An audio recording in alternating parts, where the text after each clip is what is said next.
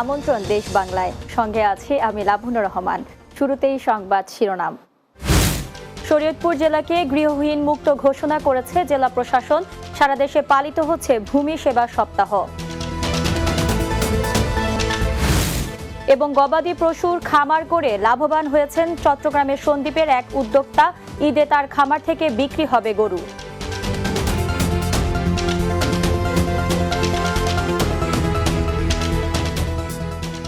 শুনছিলেন শিরোনাম, এবার বিস্তারিত।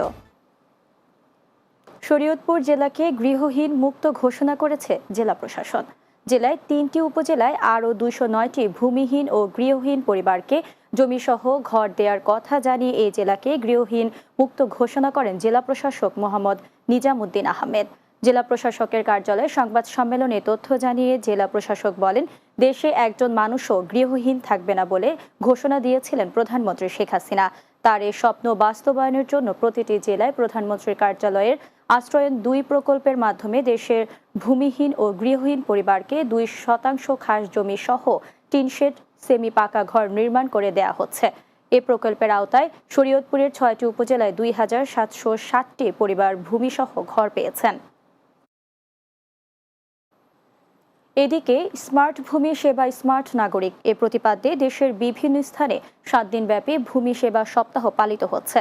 গোপালগঞ্জের মুকসুদপুর উপজেলা ভূমি অফিসের আয়োজনে ভূমি অফিস প্রাঙ্গণে আলোচনা সভা অনুষ্ঠিত হয়।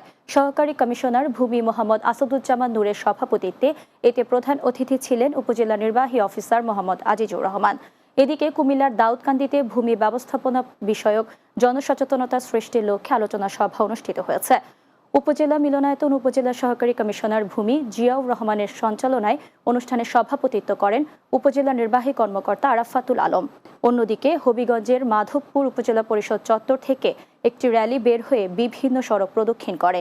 পরে উপজেলা পরিষদ হলরুমে অনুষ্ঠিত আলোচনা সভায় উপজেলা সহকারী কমিশনার ভূমি মোহাম্মদ রাহাত বিন কুতুবের সভাপতিত্বে প্রধান অতিথি ছিলেন মাধবপুর উপজেলা নির্বাহী কর্মকর্তা AKM ফয়সল। গবাদি পশুর খামার করে অর্থনৈতিক ও বাণিজ্যিকভাবে লাভবান হয়েছেন চট্টগ্রামের সন্দ্বীপের আব্দুল কাদের নামের এক উদ্যোক্তা। দুগ্ধ গাভী পালনে একজন সফল খামারি হিসেবে সন্দ্বীপের মানুষের কাছে ব্যাপক পরিচিতি লাভ করেছেন তিনি। ২০১৬ সালে 4টি গরু দিয়ে শুরু করেন অবন্তী ডেয়ারি ফার্ম। দেশি বিদেশি মিলে ৮০টি গরু রয়েছে তার খামারে। প্রতিদিন ১২০ থেকে ১৪০ লিটার দুধ উৎপাদন হয় এই খামার থেকে। পবিত্র ঈদুল আজহায় ১৫ থেকে ২০টি ছোট বড় মাঝারি গরু বিক্রি করা হবে তার খামার থেকে। খামারের পরিষ্কার পরিচ্ছন্নতা ও দেখভালের জন্য রয়েছে ১০ জন শ্রমিক। এছাড়া নিজস্ব কৃষি জমিতে কাঁচা ঘাস উৎপাদন করে খাওয়ানো হয়। শুধু গরু নয়, পাশাপাশি রয়েছে ছাগল, ভেড়া ও মহিষের খাবার। আমার এই কোরবানি গরুর সম্পূর্ণ প্রাকৃতিক খাদ্যই মোটাতাজাকরণ করা হয়েছে। এর বাইরে কোনো ইনজেকশন অথবা কোনো মোটাতাজাকরণের খাবার খাওয়াই আমি গরুকে মোটাতাজা করি না। চিকিৎসা থেকে শুরু করে ভ্যাকসিন থেকে শুরু করে প্রজনন পর্যন্ত এগুলা সব আমি নিজে রক্ষণাবেক্ষণ করি। গরুগুলারে আমরা ভুসি খাওয়াই এক টাইম, এরারে কাঁচা শুকনা খাদ্য দিয়ে এক টাইম, এরারে বিকালে কাঁচা খায়। তার শিক্ষা, মেধা এবং যোগ্যতাকে সে পরিপূর্ণভাবে কাজে লাগিয়ে সে তিল শ্রম দিয়ে আজকে অনেক সফল ব্যবসায়ী। এদিকে আসন্ন কোরবানির ঈদে ময়মনসিংহের হাট মাতাবে লালু মাস্তান ও কালো মানিক। পরম যত্নে ৪ বছর ধরে ষাঁড় দুটিকে লালন পালন করছেন কৃষক তোফায়েল আলম। প্রাকৃতিক খাবার খাইয়ে বড় করা গরু দুটির সর্বোচ্চ মূল্য পাওয়ার প্রত্যাশা তার। গরুগুলোকে প্রতিদিন দেখতে ভিড় করছেন মানুষ। ময়মনসিংহ ব্যুরো প্রধান MS ফুয়াদের প্রতিবেদন, জানাচ্ছেন মাহমুদ রুবেল। ময়মনসিংহের হালুয়াঘাটের খামারি তোফায়েল আলম ২০২০ সাল থেকে লালু মাস্তান ও কালো মানিককে লালন পালন করে আসছেন। প্রাকৃতিক খাবার, খড়, ভুসি, ঘাস এবং ফলমূল খাইয়ে ষাঁড় দুটিকে বড় করা হয়েছে। ষাঁড় দুটির পেছনে প্রতিদিন ব্যয় হচ্ছে প্রায় ৩,০০০ টাকা।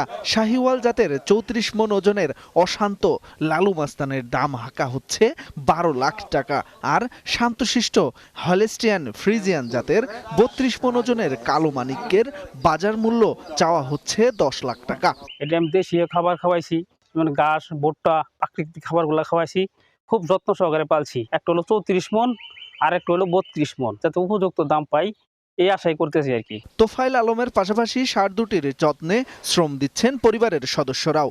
4 বছর ধরে গরুগুলা পালতাছি, যে আমি ভালো সন্তানের মতন মায়া বইয়া গেছে। ভালো দামে চাইতাছি যে আমি ছাড়ার জন্য একটা রিজনেবল প্রাইস পাই, এটাই আমরা চাই। গরু দুটিকে দেখতে তোফায়েলের বাড়িতে ভিড় করছেন নানা শ্রেণী পেশার মানুষ। প্রত্যাশিত মূল্যে লালু ও কালো মানিককে বিক্রির আশা তাদেরও। আলম ভাইয়ের মানে যে হ্যাঁ যে সন্তানের মতন এই গরুটা লালন পালন করছে, আমরা চাই যে যথোপযুক্ত দাম পাক। যার আল্লাহ পাক কুরবানি দেওয়ার মতো যোগ্যতা দিছে, উনি যেন ওই গরুটা কিনে নেয়। এদিকে লালু মাস্তান ও কালো মানিককে কিনলেই ক্রেতাকে দেয়া হবে কুরবানির ঈদের বিশেষ উপহার। Desk report, Bangla TV. Awami League নেতা ও নর্থ বেঙ্গল সুগার মিলের শ্রমিক ও কর্মচারী ইউনিয়নের সাবেক ভারপ্রাপ্ত সভাপতি মঞ্জুর রহমান মঞ্জু হত্যায় জড়িতদের গ্রেফতার ও বিচারের দাবিতে ঈশ্বরদীতে মানববন্ধন ও বিক্ষোভ মিছিল অনুষ্ঠিত হয়েছে। গোপালপুর পৌর আওয়ামী লীগ আয়োজিত ঈশ্বরদী উপজেলা পরিষদের সামনে মানববন্ধন ও বিক্ষোভ সমাবেশ অনুষ্ঠিত হয়। এ সময় বক্তব্য রাখেন নিহত মঞ্জুর মা রাহেলা বেগম, গোপালপুর পৌর কমিশনার মাসুদ রানা, আওয়ামী লীগ নেতা ফিরোজ আল হক ভুইয়া, পৌর আওয়ামী লীগের সাংগঠনিক সম্পাদক শাহজাহান আলী, পৌর যুবলীগের সভাপতি নাজমুল হোসেন সহ অন্যান্যরা। মানববন্ধন শেষে উপজেলা নির্বাহী অফিসে প্রধানমন্ত্রী বরাবর স্মারকলিপি প্রদান করা হয়। প্রসঙ্গত, গত 30 এপ্রিল গোপালপুর পৌর এলাকায় আওয়ামী লীগ নেতা মঞ্জুরকে গুলি করে হত্যা করে দুর্বৃত্তরা।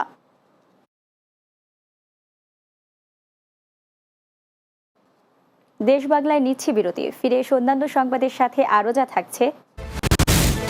নিজের বাড়িতে পাখির অভয়ারণ্য তৈরি করেছেন ব্রাহ্মণবাড়িয়ার এক প্রবীণ শিক্ষক, রক্ষণাবেক্ষণে চান সরকারি সহায়তা।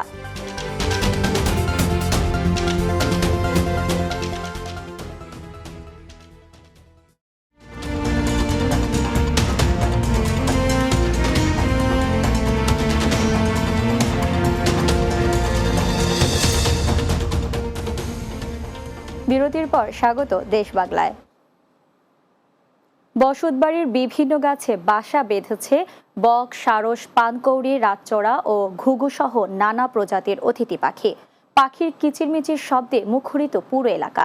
এমন অপরূপ দৃশ্য দেখা যায় ব্রাহ্মণবাড়িয়ার কসবা উপজেলার বাইক ইউনিয়নের সাগরতলা গ্রামের অবসরপ্রাপ্ত প্রবীণ এক শিক্ষকের বাড়িতে। আর প্রতি বছর এই সময়টায় ঝাঁকে ঝাঁকে পাখি এসে গাছের ডালে বাসা বেঁধে বংশ বিস্তার করে। বছরের শেষ দিকে চলে যায় অন্য কোনো ঠিকানায়। ব্রাহ্মণবাড়িয়ার কসবা প্রতিনিধি রুবেল আহমেদের প্রতিবেদন, জানাচ্ছেন সুরাইয়া সীমা। ব্রাহ্মণবাড়িয়া জেলার সীমান্তবর্তী উপজেলার সীমান্ত ঘেঁষা গ্রাম সাগরতলা। এই গ্রামের প্রবীণ অবসরপ্রাপ্ত শিক্ষক জাহাঙ্গীর আলম মাস্টার বাড়িটি যেন অতিথি পাখিদের আপন ঠিকানা। বিশাল বাড়ির গাছগুলো হয়ে উঠেছে পাখিদের অবস্থান। প্রথম দিকে মাঝে মধ্যে শিকারীরা এসব অতিথি পাখি শিকারের চেষ্টা করলেও ধীরে ধীরে আশ্রয় নেওয়া পাখিগুলোকে মায়ের বন্ধনে আবদ্ধ করে নেন প্রবীণ এই শিক্ষক। এদেরকে আশ্রয় দেওয়ার চেষ্টা করি এবং অন্যরা যদিও কিছু নষ্ট করার চিন্তা ভাবনা করেছে, তবে তাদেরকে আমি কঠোর হস্তে দমন করেছি। দীর্ঘ প্রায় 40 বছর ধরে সন্তানের মতো পাহারা দিয়ে রাখছেন তিনি। আশপাশে বিভিন্ন এলাকা থেকে প্রতিদিন লোকজন দেখতে আসেন পাখির এই অবস্থান। অতিথি পাখির অবস্থানের কারণে উপজেলার সব জায়গায় জাহাঙ্গীর মাস্টার এখন একটি পরিচিত নাম। শুধু জাহাঙ্গীর মাস্টারের বাড়িটাকে এই পাখিগুলো তাদের প্রজনন কেন্দ্র হিসাবে বেছে নিয়েছে এবং সব মিলিয়ে আমি মনে করি প্রশাসনের একটা ভূমিকা নেওয়া প্রয়োজন। সীমান্তবর্তী এলাকায় একজন প্রবীণ শিক্ষকের বাসায় এরকম পাখিদের একটা মিলন মেলা কিংবা অভয়াশ্রম, আসলে এটা অবিশ্বাস্য। অতিথি পাখিদের চিকিৎসার বিষয়ে সব ধরনের সহযোগিতা করা হবে বলে জানান উপজেলা প্রাণী সম্পদ কর্মকর্তা। তো পাখিগুলো এমনভাবে পর্যটন স্পটটা করতে হবে যাতে পাখিগুলা তার প্রজনন ক্ষেত্রটা ভালো রেখে আলাদা সাইড থেকে দূর থেকে যে সৌন্দর্যগুলো উপভোগ করা যায় এবং এটা যাতে আরও ভালো করে ব্যাপকভাবে বিস্তার করা যায়, আমরা এই বিষয়ে উদ্যোগ নেব। উপজেলা নির্বাহী কর্মকর্তা জানান, বাড়ির মালিক জাহাঙ্গীর আলম উপজেলা প্রশাসনের নিকট লিখিত আবেদন করলে অভয়াশ্রমের রক্ষণাবেক্ষণের বিষয়টি প্রাণী সম্পদ মন্ত্রণালয় সহ ঊর্ধ্বতন কর্তৃপক্ষকে অবহিত করা হবে। ব্যক্তিগত উদ্যোগে যারা আছেন তারা এগিয়ে আসেন, তাহলে উপজেলা প্রশাসন এবং আমাদের যে প্রাণী সম্পদ দপ্তর আছে, বন বিভাগ সহ আমরা সার্বিক সহযোগিতা করব। প্রবীণ শিক্ষকের মৃত্যুর পরও যেন প্রশাসনের সহযোগিতায় পাখি এবং মানুষের মাঝে তৈরি হওয়া এই অন্যরকম ভালোবাসা যুগ যুগ ধরে জাহাঙ্গীর মাস্টারের স্মৃতি হয়ে বেঁচে থাকে, এমন প্রত্যাশা সাধারণ মানুষের। Desk report, Bangla TV. সরকারের প্রতিটা বরাদ্দ জনগণের কল্যাণে ব্যবহার করার প্রতিশ্রুতি দিয়ে আনুষ্ঠানিকভাবে দায়িত্ব পালন করেছেন বরিশালের বাকেরগঞ্জের নবনির্বাচিত উপজেলা চেয়ারম্যান রাজীব আহমদ তালুকদার। এক্ষেত্রে কোনো প্রতিবন্ধকতা সৃষ্টি হলে তা সাংবাদিকদের সামনে তুলে ধরে সিদ্ধান্ত নেয়ার ওয়াদা করে আনুষ্ঠানিকভাবে দায়িত্বভার গ্রহণ করেন তিনি।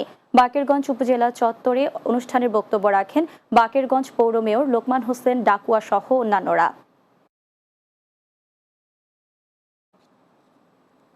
পটুয়াখালীর কলাপাড়ায় ঘূর্ণিঝড় রিমালের প্রভাবে ক্ষতিগ্রস্ত 5 শতাধিক পরিবারের মাঝে খাদ্য সামগ্রী বিতরণ করা হয়েছে। উপজেলার ধানখালী ইউনিয়নের লোন্দা গ্রামে বানাতিপাড়া সরকারি প্রাথমিক বিদ্যালয়ের মাঠ প্রাঙ্গণে এনা ট্রান্সপোর্ট ব্যবস্থাপনা পরিচালক খন্দকার এনায়েতুল্লাহর পক্ষ থেকে 5 শতাধিক পরিবারের মাঝে খাদ্য সামগ্রী বিতরণ করেন এনা পরিবহনের assistant general manager Mizanur Rahman. এ সময় চম্পাপুর ইউপি চেয়ারম্যান বাবুল মৃধা, এনা পরিবহনের বরিশাল জোনের জেনারেল ম্যানেজার অতনু দে ধ্রুব, পটুয়াখালী জোনের শাখা ম্যানেজার মুন্না সহ স্থানীয় গণ্যমান্য ব্যক্তিবর্গ উপস্থিত ছিলেন। শেষ করছি দেশ বাংলা। যাওয়ার আগে সংবাদ শিরোনামগুলো জানিয়ে দিচ্ছি আরও একবার। শরীয়তপুর জেলাকে গৃহহীন মুক্ত ঘোষণা করেছে জেলা প্রশাসন। সারা দেশে পালিত হচ্ছে ভূমি সেবা সপ্তাহ। গবাদি পশুর খামার থেকে লাভবান হয়েছেন চট্টগ্রামের সন্দ্বীপের এক উদ্যোক্তা। ঈদে তার খামার থেকে বিক্রি হবে গরু। এবং নিজের বাড়িতে পাখির অভয়ারণ্য তৈরি করেছেন ব্রাহ্মণবাড়িয়ার এক প্রবীণ শিক্ষক। রক্ষণাবেক্ষণে চান সরকারি সহায়তা।